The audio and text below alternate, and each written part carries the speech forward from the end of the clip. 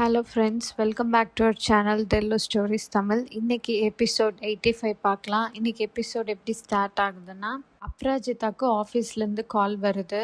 தூபேஜி அப்ராஜிதாவை ஆஃபீஸ்க்கு வர சொல்கிறாரு. அஃபிஷியல் ரெசிக்னேஷன் அக்செப்ட் ஆகணும்னா நீங்கள் வந்து ஆகணும் அப்படின்னு சொல்கிறாங்க. ரக்ஷித் சரோட சிக்னேச்சர் கண்டிப்பாக வேணும் அந்த ரெசிக்னேஷனில், அப்போ தான் ஹெச்ஆர் அக்செப்ட் பண்ணுவாங்க அப்படின்னு சொல்கிறாங்க. அப்போ அப்போ கொஞ்சம் ஷாக் ஆகுறா. ஆஃபீஸ்க்கு மறுபடியும் வரணுமா அப்படின்ட்டு கேட்குறா. கண்டிப்பாக வரணும்னு அவங்க சொல்கிறாங்க. அப்போ அவங்க அம்மா வராங்க. அதுக்கு இதெல்லாம் கேட்டுட்டு ரொம்ப ஹாப்பி ஆயிடுவாங்க. இது நல்ல விஷயம் பார்ட்னர் அப்படின்ட்டு சொல்லிட்டுருக்காங்க. அப்போ ஆஃபீஸ்க்கு போகிறதுக்கு யோசிக்கிறா. பட் மாலதி வந்துட்டு தைரியம் கொடுக்குறாங்க. ஒரு நல்ல விஷயம் ஆரம்பிக்கிறதுக்கு எப்படி கணேஷ் இருக்காரோ அதே மாதிரி முடியும் போதும் அவர் நம்ம கூட தான் இருப்பார். ஸோ நீ போயிட்டு எல்லாத்தையும் முடிச்சுட்டு எல்லாருக்கும் பாய் பாய் சொல்லிட்டு வா அப்படின்ட்டு சொல்கிறாங்க. இதை கேட்டுட்டு அப்பவும் ஆஃபீஸ்க்கு கிளம்புறா. ஈரா வந்து அப்போவை பார்த்தோன்னே ஷாக் ஆகுறா. நான் எதிர்பார்க்கவே இல்லை இவ்வளோ விஷயம் நடந்தும் நீ ஆஃபீஸ் வருவேன்னு சொல்லிட்டு அப்படின்ட்டு ஈரா சொல்லிட்டு இருக்கா. தென் அப்போ சொல்கிறா, இல்லை நான் ரிசைன் பண்ணலான் தான் வந்தேன் அப்படின்ட்டு. ஸோ இவளுக்கு என்னென்னா ஈராக்கு ரொம்ப ஹாப்பி ஆகிடுது. அப்போ ரிசைன் பண்ணுறா அப்படின்னோடனே அவள் சொல்கிறா, நீ ஆஃபீஸ் விட்டுட்டு போகிறது தான் உனக்கும் ரக்ஷித்க்கும் எனக்கும் எல்லாருக்கும் நல்லது. ஃபைனலி ஆஃபீஸ்லேருந்து தூரம் போகிறா அப்படின்ட்டு அவள் மைண்ட் வாய்ஸை. தென் அப்போவை ஹக் பண்ணிவிட்டு ரொம்ப ஹாப்பியாக ஃபீல் பண்ணிகிட்ருக்கா அவள் போகிறா அப்படின்ட்டு. ஸோ ஆரு அண்ட் ஹிவான் சீன் வருது. ஆரு வந்து சொல்லிகிட்ருக்கா, உன்னோட லவ் வந்து எனக்கு நல்லா கரேஜ் கொடுத்துச்சு அப்படின்ட்டு சொல்லிகிட்ருக்கா. பிகாஸ் அவள் வந்து அந்த என்கேஜ்மெண்ட்டை பிரேக் பண்ணால. ஸோ அப்படி சொல்லிகிட்ருக்கா. தென் நீ எனக்கு கண்டிப்பாக சப்போர்ட் பண்ணுவல்ல, நான் உன்னை நம்பலாம்ல அப்படிங்கும்போது விவான் சொல்கிறேன், உனக்காக நான் என்ன வேணாலும் பண்ணுவேன். இந்த வேர்ல்டு கூட நான் சண்டை போடுவேன். நான் வேணால் வீட்டுக்கு வந்து மேரேஜ் பற்றி பேசட்டா அப்படின்லாம் கேட்கும்போது இவன் வந்து இல்லை வேண்டாம், கொஞ்சம் நாள் போகட்டும், அப்புறம் நமக்கு மேரேஜ் பற்றி பேசிக்கலாம் அப்படின்ட்டு இவ சொல்லிடுறா. தென் என்னென்னா இவளோட மைண்ட் வாய்ஸ் செம்ம செட்டிங். எல்லாரும் உன்னை நல்லவன்னு நினைக்கிறாங்க, அதே நேரத்தில் நான் ரிச் காயை செட் பண்ணிட்டேன் அப்படின்ட்டு யாரும் மனசில் நினச்சிட்ருக்கா. இப்போ ஒரு காமெடி சீன் தான். ஆஃபீஸில் ரக்ஷித் வந்து அப்புக்கிட்ட எப்படி பேசுறதுன்னு சொல்லிட்டு ப்ராக்டிஸ் பண்ணிகிட்ருக்கான். ரக்ஷித், நீ தான் இந்த ஆஃபீஸ்க்கு boss, you are the CEO, தைரியம் உள்ள பயம் வெளியே அப்படின்ட்டு சொல்லிகிட்ருப்பான். கரெக்டாக தான் போயிட்டுருக்கோம். ஆனால் அப்ராஜித் அப்படியே க்ராஸ் ஆவா. ரக்ஷித் அப்புவை பார்த்த உடனே அவனுக்கு டென்ஷன் ஆயிரும். இவன் வந்து பயம் உள்ள தைரியம் வெளியே, பயம் உள்ள தைரியம் வெளியே அப்படின்னு சொல்லிட்டு இன்னும் நான் உல்ட்டாவாக சொல்லிகிட்ருக்கேன். அஜிச்சோவில் பார்த்தோன்னே எனக்கு ரொம்ப டென்ஸ்டாக இருக்குது, என்ன பேசுறதுன்னு தெரியலையே. எப்படியும் வந்து அவன் என்ன பண்ண போறா, நான் பேசுறதுக்கு கோவப்பட போறா, அவ்வளோதானே. அடிக்க மாட்டாள்ல, அவன் நான் வயலண்ட் டைப் தான். ஸோ அடிக்க மாட்டா, ஒன்றும் பிரச்சனை இல்லை அப்படின்ட்டு இவன் யோசிச்சுட்டு இருக்கான். அப்போ கேபின் கிட்ட வந்துட்டா, மே ஐ கம்மின் அப்படின்ட்டு கேட்குறான். இவன் வந்து என்னன்னா இன்கம் அப்படின்ட்டுருவான். அவனுக்கு அப்புறம் என்ன சொல்றதுன்ட்டு அப்புறம் கம்மின் அப்படின்ட்டுருவான். இன்கம் இன்கம் இன்கம் அப்படின்னு சொன்னாலும் அது கம்மின் மாதிரி தான் வருது. அப்போ வந்து கேபின்குள்ளே வந்துட்டு இது பெண்டிங் ஒர்க் ரிப்போர்ட், இது ரெசிக்னேஷன் அப்படின்னு சொல்லிட்டு கொடுக்குறா. சிக்னேச்சர் வேணும்னு சொல்லிட்டு இருக்கும்போது அக்ஷித் வந்து கோவப்பட்டு, உன் ரெசிக்னேஷன் பற்றி ஐ டோன்ட் கேர் அப்படின்னு சொல்லிட்டு அந்த பேப்பர்ஸ் எல்லாம் தூக்கி போட்டுருவான். அப்புக்கு ஒரே ஷாக், என்னாச்சு அப்படின்னு சொல்லிட்டு.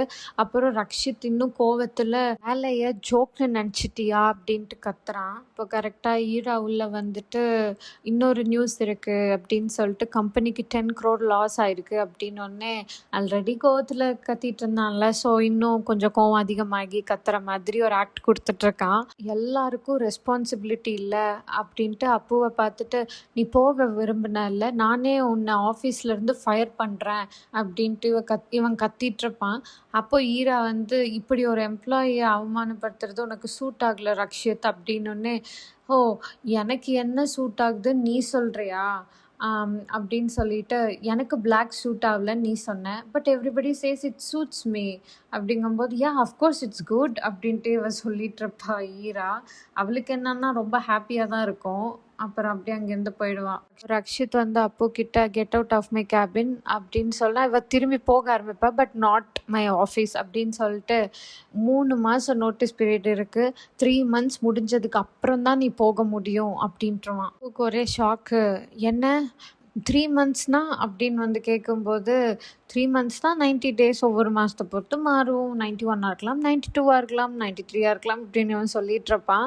இந்த ரூல்ஸ் பற்றி எனக்கு முன்னாடி சொல்லவே இல்லை, என்ன ரூல்ஸ் இது அப்படிங்கும்போது விஜி கரெக்டாக அங்கே என்ட்ரி கொடுத்து mother in law daughter in law rule அப்படின்றவாரு. எம்ப்ளாயி வந்து டாட்டர் இன்லா, ஸோ சிஇஓ வந்து mother in law. So mother in law சொல்கிற ரூல்ஸை வந்து டாட்டர் இன்லா ஃபாலோ பண்ணி தான் ஆகணும். இங்கே ரூல்ங்கிறது வந்து கான்ட்ராக்ட் அப்படின்றவாரு. சொல்கிறா, நான் சிக்னேச்சர் போடும்போது இந்த கான்ட்ராக்ட் எல்லாம் இந்த லைன்ஸ் எல்லாம் கிடையாது அப்படிங்கும்போது தூபேஜி வந்துட்டு இல்லை இருக்குது இதோ அப்படின்னு சொல்லிட்டு அதை ரீட் பண்ணுற கிளாஸ் 11ல் போட்டிருக்கேன் இந்த ரூல்ஸ் எல்லாம் அப்படிங்கும்போது அப்போ வந்து பார்க்கணும் அப்படின்றவா. ஸோ காட்டுங்கங்கும்போது அவர் பேப்பரை தள்ளி தள்ளி வைப்பார். அப்புறம் ஃபைனலி அவள் அதை வாங்கிட்டு அதில் பார்த்துட்ருப்பா. இவன் ரக்ஷித்தும் வந்து என்ன ஐயோ வாங்கிட்டாலே இவர் எழுதுனாரான்னு தெரியலையே, மேனேஜ் பண்ணிடுவாராங்கும்போது ஆல்ரெடி ஆட் பண்ணிட்டேன் அப்படின்றவாரு. ரக்ஷித்தும் என்னால் இதில் எந்த ஹெல்ப்பும் பண்ண முடியாது, நம்ம ஃப்ரெண்ட்ஷிப் முடிஞ்சிருச்சு, நீ அப்போவே வந்து நம்ம ஃப்ரெண்ட்ஷிப்க்கு ரெசிக்னேஷன் கொடுத்துட்ட, இனிமேல் நான் பாஸ் நீ எம்ப்ளாயி அவ்வளோதான், இதுக்கு மேலே எந்த அட்வான்டேஜும் கிடையாது அப்படின்ட்டோன்னே அவளுக்கு ஒரு மாதிரி எமோஷ்னல் ஆயிடும். நான் அட்வான்டேஜ் எடுத்துக்கிட்டேனா அப்படின்னு சொல்லிட்டு வந்துடுவா. அதுக்கப்புறம் தேவையில்லாமல் வேர்ட்ஸை போடாத, நான் அப்படி சொல்ல, நீ அட்வான்டேஜ் எடுத்தேன்னு நான் சொல்லலை, இனிமேல் எந்த அட்வான்டேஜும் இல்லை அப்படின்னு தான் நான் சொன்னேன் அப்படின்ட்டுருவான். சொல்லுவோம் ஆஃபீஸில் இருக்க எல்லா எம்ப்ளாயீஸும் ஒன்று தான் அப்படின்னு சொல்லிட்டு, தூபேஜியாக இருந்தாலும் சரி, நீயா இருந்தாலும் சரி, இந்த பெயிண்டிங்கில் இருக்க இந்த கேட்டாக இருந்தாலும் சரி, எல்லாரும் சேம் டு சேம் அப்படின்ட்டுருவான். அப்போ வந்து எல்லாரும் சேம் டு சேமா, நானும் சேம் டு சேமா அப்படின்னு அப்போ கேட்டுட்ருப்பா. இதான் என்னோட லாஸ்ட் டெசிஷன், அவ்வளோதான், நான் முடிவு எடுத்துட்டேன், please give me some space அப்படின்றோம். அப்புறம் அவங்க 2 பேரும் போயிடுவாங்க கேபின் விட்டு.